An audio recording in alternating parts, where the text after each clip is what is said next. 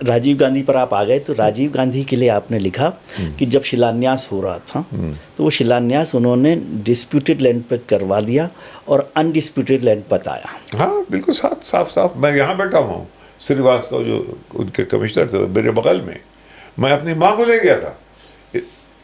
ये अजीब किस्सा है कि इस किस्म के असाइनमेंट में इस उहामड़ घामड़ ज़मीन पे जो कुर्सियाँ रखी थी उस पर मैं, मेरी माँ और मेरी छोटी बेटी। क्यों? इसलिए कि वो लखनऊ में रहती थी। वो ये जानती थी कि ये आया है शिलान्यास के लिए और शाम को चला जाएगा, तो साथ इसके गाड़ी में बैठ लूँगी और देख भी लूँगी। अच्छा, बहुत तेज़ थी वो, बहुत ही पॉलिटिकल घराने की थी। उनके भाई जो थे वो कम्युनिस्ट थे और उनके मियाँ जो थे वो कांग्रेस वाले थे, तो उन्होंने दोनों तरफ से सियासत को समझा था। तो ये यहाँ पे हमने देखा कि जो डिस्प्यूटेड लैंड है वहाँ पे शिलान्यास करवाओ और कह दो कि वो डिस्प्यूटेड लैंड नहीं है। ये हमारे सामने ये हुआ। और हम जब अयोध्या से गुजरे तो वहाँ की मस्जिद में, वहाँ पे नासिर हुसैन साहब थे, रो रहे थे। उनको मालूम हो गया था कि जो हमारी पीठ पे जो छुरी भोंकी गई है, कांग्रेस अब उठ नहीं पाएगी। ये तब उन्होंने कहा कांग्रेस अब उठ नहीं पाएगी, ये तब उन्होंने। तो आपने ये भी लिखा कि बाबरी मस्जिद के बाद कांग्रेस नहीं उठ पाई उस घटना के बाद। देखिए 1984 में जब राजीव गांधी, भाई किस्सा बता सुनाते सुनाते इधर से उधर चला गया। वो किस्सा ये है कि हमारे दोस्त थे वीएन गाडगिल, बहुत दोस्त थे हमारे, वो भी थे और सीताराम केसरी भी थे। ये खूब घर आते थे और वो तो हमारे लिए वो बाजरा लेके आते थे पुणे से। कौन? गाडगिल साहब। हाँ, सर्दियों में अपने बाजरे की रोटी वो अपने ही बाजरे से बनवाते थे। तो वो आ गए और इधर केसरी जी आ गए।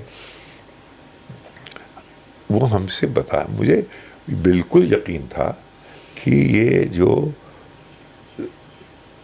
1984 का इलेक्शन रिजल्ट है ये सिंपैथी वेव है। ये हमारी नाइवियत समझ लीजिए, हमारी बेवकूफ़ी समझ लीजिए, हमारा इनएक्सपीरियंस समझ लीजिए। हम ये समझे थे कि ये बिल्कुल सिंपैथी वेव में 3/4 मेजॉरिटी जो राजीव को मिली है। ये लोग मुझे क्या बता रहे हैं? नकवी जी आप गलत समझ रहे हैं।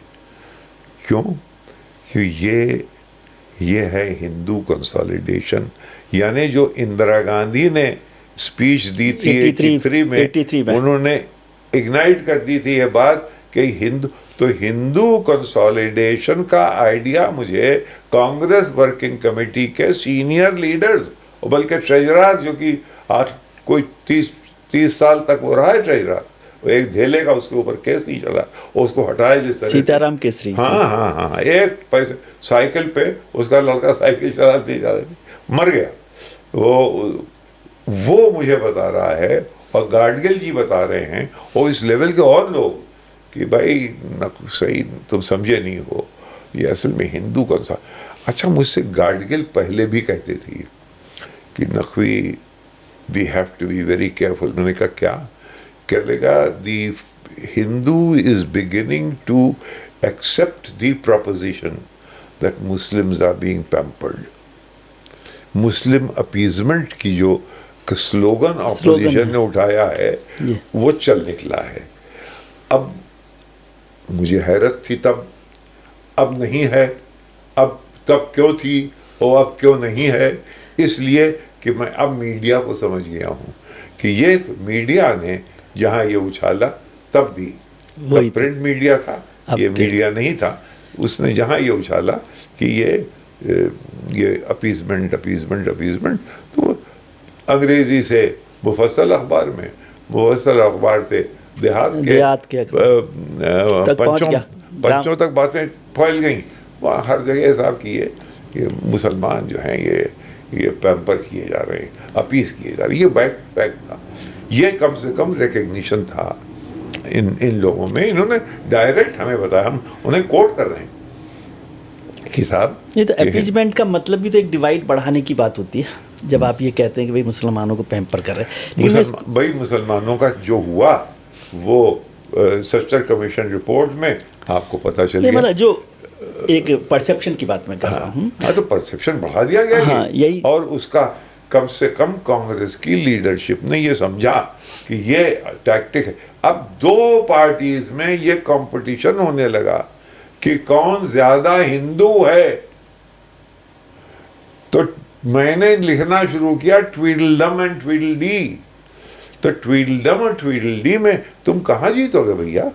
उन्होंने तो रथ यात्रा निकाल दी और तुम यहाँ देखते रहे, निहारते रह गए उन्होंने। और सारा किस्सा, इसको और पीछे ले जाइए तो ये सारा किस्सा एग्रेवेट किया हुआ है विश्वनाथ प्रताप सिंह का, मंडल की वजह से।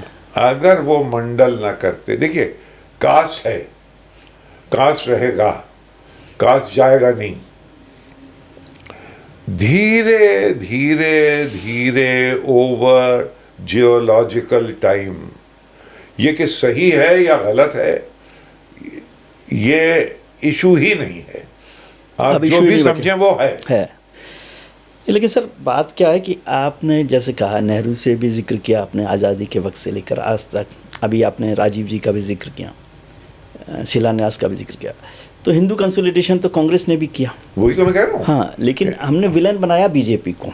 मैं उस पर आपत्ति नहीं कर रहा, लेकिन मैं एक फैक्ट की बात कर रहा हूँ कि अब आज बीजेपी विलन है। और सईद साहब किताब लिखते हैं being others the Muslim in India, और फिर लिखते हैं मुस्लिम वैनिशेस। यहाँ तो बहस हो रही है कि मुसलमान बढ़ते जा रहे हैं और नकवी साहब कह रहे हैं मुस्लिम वैनिशेस। ये क्या है, मैं तो कंफ्यूज हो गया। मुस्लिम वैनिशेस का अफसाना जो है वो बहुत सिंपल है। मैंने असल में इतना कॉम्प्लेक्स बना दिया गया था ये ट्रायंगुलर सिचुएशन, हिंदू मुस्लिम और कास्ट। तो मैंने कहा इसको सिंप्लीफाई करने का एक फॉर्मूला ये है कि मुसलमानों को इक्वेशन से गायब कर दो। अब हिंदुस्तान में मुसलमान नहीं है, उसमें एक सिचुएशन ऐसी आती है, एक चमत्कार होता है कि एक दिन सब मुसलमान जैसे वो, हाँ, जैसे वो पाइट पाइपर ऑफ हैमेलिन, वो सब बच्चे गायब हो गए, वैसे ही सब मुसलमान गायब हो गए। अब परेशानी क्या हो, अब राजनीति करो, अब क्या करेंगे, अब क्या करेंगे। पूरा वो नाटक जो है वो इस बात को एक्सपोज करता है। मुझे हैरत है कि उस जमाने में इसने ये जो पब्लिशर्स हैं उन्होंने पब्लिश कर दिया।